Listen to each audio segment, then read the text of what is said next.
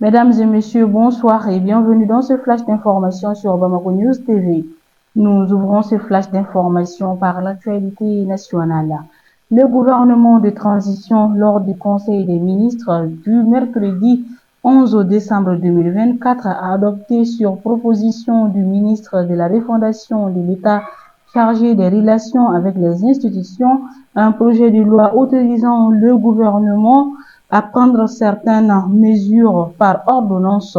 Ce projet de loi est initié en application des articles 121 de la Constitution et 13 de la Charte de la transition.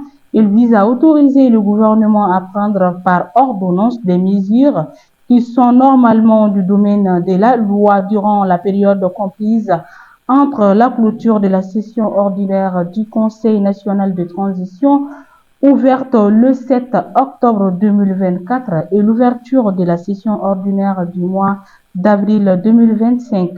Il habilite également le gouvernement à prendre des mesures nécessaires pour la réalisation de son programme, notamment la création, l'organisation et le contrôle des services et organismes publics, l'organisation de la production, le statut du personnel, les traités et accords internationaux, le régime électoral. Toujours au pays, la coopération avec la Russie a permis aux armées du Mali, du Niger et du Burkina Faso de se renforcer en 2024 pour mieux lutter contre le terrorisme, a affirmé à Sputnik Afrique Housseinou Ouattara, vice-président de la Commission de défense et de sécurité du Conseil de transition du Mali. Les résultats de la coopération militaire avec la Russie ont été très palpables en 2024, a déclaré le 11 décembre 2024 à Sputnik Afrique Housseinou Ouattara, vice-président de la Commission de défense et de sécurité du Conseil de transition du Mali. Pour 2024, nous saluons la coopération avec la Russie qui a vu la montée en puissance des armées de nos trois États. On a eu une oreille attentive de la part de la Russie en termes de logistique et d'équipement, a-t-il expliqué. Depuis quelques semaines, une raréfaction du charbon de bois se fait sentir dans plusieurs quartiers de la capitale malienne Bamako. Cette situation a entraîné une hausse significative des prix, impactant directement les ménages qui dépendent fortement de ces combustibles pour la cuisine. Alors que le prix d'un sac de charbon oscillait auparavant entre 4 000 et 5 000 francs CFA, il se situe désormais entre 6 000 et 700 et 7 000 francs CFA, Cette augmentation substantielle représente un défi majeur pour de nombreuses familles pour qui le charbon de bois reste une source d'énergie essentielle. En effet, l'utilisation de cuisinières gaz ou autres alternatives reste encore limitée pour une grande partie de la population. Conformément au tableau transmis, les travaux d'exécution des actions du second semestre ont débuté ce jeudi 12 décembre 2024 au siège du commissariat à la réforme du secteur de la sécurité. La réunion était présidée par le représentant du commissaire à la réforme du secteur de la sécurité, le colonel-major Philippe Sangaré.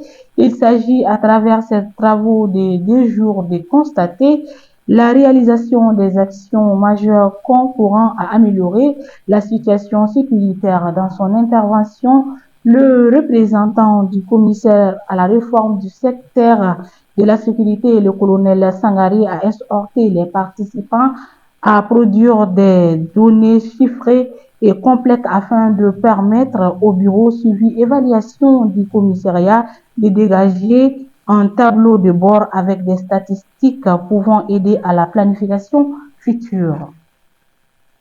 Ce jeudi 12 décembre 2024, à la Maison de la Presse, le Premier ministre chef du gouvernement, le général de division Abdoulaye Maïga, a réaffirmé l'engagement du gouvernement en faveur du développement des médias au Mali. Lors de son intervention, il a déclaré: nous ferons en sorte que la presse soit plus dynamique dans notre pays.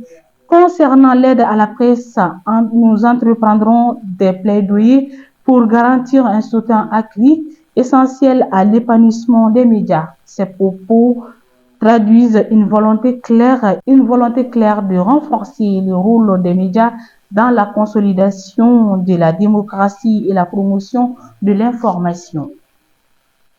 À présent, l'actualité internationale. Le congrès extraordinaire de la FIFA, tenu le mercredi 11 décembre 2024 par visioconférence, a décidé d'attribuer l'organisation de la Coupe du Monde à 3 pays, dont le Maroc. Le royaume chérifien devient ainsi le deuxième pays africain à accueillir les rencontres d'une phase finale de Coupe du Monde après l'Afrique du Sud en 2010. Réunis en congrès extraordinaire par visioconférence, le mercredi, les représentants des 211 membres de la FIFA ont attribué l'organisation de la Coupe du Monde 2030 à la candidature commune des 3 pays bordant la Méditerranée, le Maroc, le Portugal et l'Espagne. Il s'agissait d'ailleurs de la seule candidature en lice.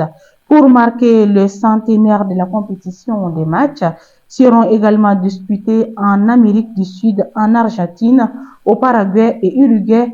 Où s'est tenue la première édition en 1930. Quant à l'édition 2030, c'est l'Arabie saoudite qui a été désignée pour organiser. Dans un contexte de tensions régionales exacerbées par un précédent accord entre l'Éthiopie et Somaliland, l'Éthiopie et la Somalie ont entrepris une démarche de rapprochement sous les auspices de la Turquie. Une déclaration commune a été signée à Ankara mercredi 11 décembre 2024 en présence du président turc Recep Tayyip Erdogan, du président somalien Hassan Sheikh Mohamud et du premier ministre éthiopien Abiy Ahmed. L'objectif principal de cette rencontre était de désamorcer les tensions et de favoriser une coopération mutuellement bénéfique.